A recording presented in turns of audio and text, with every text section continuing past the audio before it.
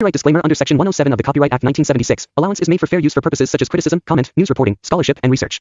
Fair use is a use permitted by copyright statute that might otherwise be infringing. Non-profit, educational, or personal use tips the balance in favor of fair. नमस्कार मित्रांनो, आजच्या या व्हिडिओमध्ये आपण पाहणार आहोत की महा सेवा पोर्टलद्वारे महावितरण MSEB वीज बिल ऑनलाईन कसे भरायचे, बिल भरताना कोणती प्रक्रिया असते, पावती कशी डाउनलोड करायची आणि यामधून किती कमिशन मिळू शकते. या व्हिडिओमध्ये तुम्हाला संपूर्ण प्रक्रिया सोप्या मराठी भाषेत स्टेप बाय स्टेप समजावून सांगितली जाईल. जर तुम्ही CSC महा सेवा केंद्र चालक असाल किंवा स्वतःची वीज बिल ऑनलाईन भरू इच्छित असाल तर हा व्हिडिओ तुमच्यासाठी अत्यंत उपयुक्त आहे. कृपया व्हिडिओ शेवटपर्यंत बघा. व्हिडिओ आवडला तर लाईक करा, शेअर करा आणि सबस्क्राईब करा. तर याआधी मी महा सेवा केंद्र चालक म्हणून आपल्या सरकारचं पोर्टल लॉग इन केलं आहे. पोर्टल लॉग इन केल्यावर तुम्हाला इथे वरती दिसणार मित्रांनो सर्च बार. या सर्च बार वरती तुम्हाला खूप लवकरची रिक्वेस्टची साईट आहे. त्या साईटचं नाव टाकावं लागणार. म्हणजे आपण शॉर्ट मध्ये जर इथे बिल नाव टाकलं तर सर्वात प्रथम इथे दिसणार इलेक्ट्रिसिटी बिल. इलेक्ट्रिसिटी बिल यावर आपण क्लिक करणार आणि त्यानंतर आपल्याला महाराष्ट्राचं MSEBCL या प्रकारचे एक लॉग इनचं ऑप्शन दिसतात. त्यानंतर मी तुम्हाला म्हणते कन्झ्युमर डिटेल म्हणून महावितरणचे कन्झ्युमर नंबर जो असतो, लाईट बिल वरती लिहिलेलं असतं ग्राहक क्रमांक. ग्राहक क्रमांक याला कन्झ्युमर नंबर म्हणतात. तर ग्राहक क्रमांक हा 12 पासून सुरुवात होतो. तर इथे आपण ग्राहक क्रमांक टाकावा.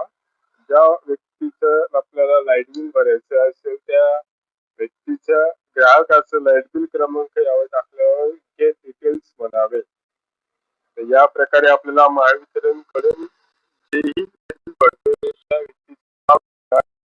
व्यक्तीचं युनिट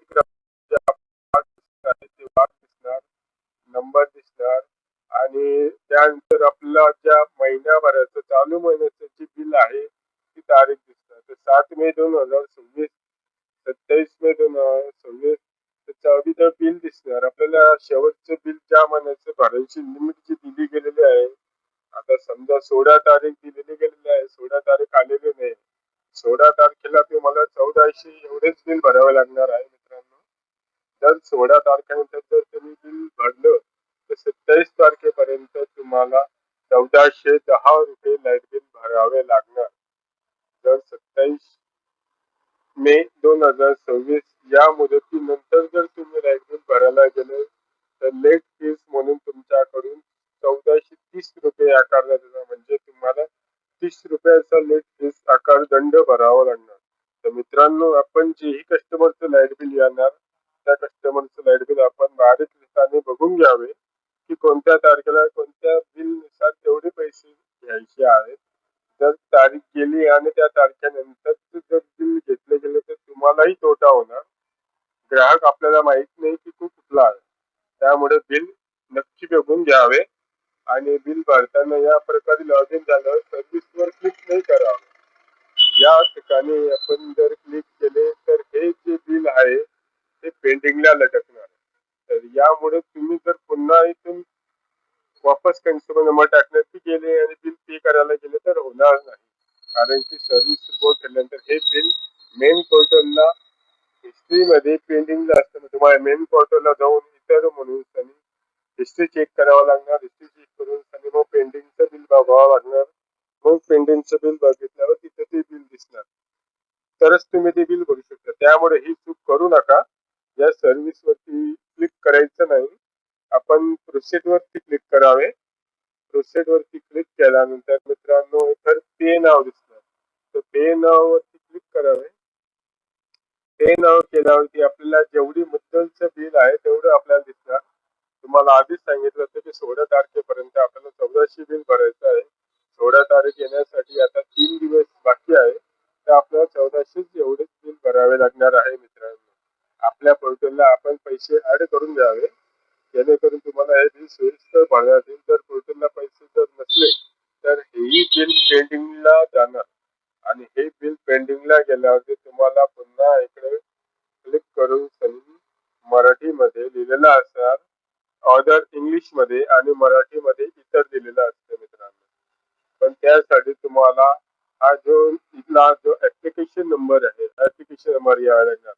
जर पेंडिंग मध्ये बिल भरले गेले असेल, ते थांबलेलं असेल, तर ऍप्लिकेशन आयडी नुसारच तुम्हाला ती बिलची माहिती मिळणार. तर हा ऍप्लिकेशन आयडी कॉपी करून घ्यावे, त्यानुसारच तुम्हाला ते बिलची माहिती मिळणार. आता मित्रांनो, यानुसार आपल्याला पोर्टल ओपन झालेलं आहे. तर आपल्याला बिल भरायचं आहे. तर बिल भरण्यासाठी इथे आपल्या वॉलेटला पैसे ऍड केलेले आहेत. पासवर्ड टाकायचा आणि कन्फर्म म्हणायचं. कन्फर्म म्हणल्यानंतर तुम्हाला बिल भरण्याची ही मूळ पावती मिळणार.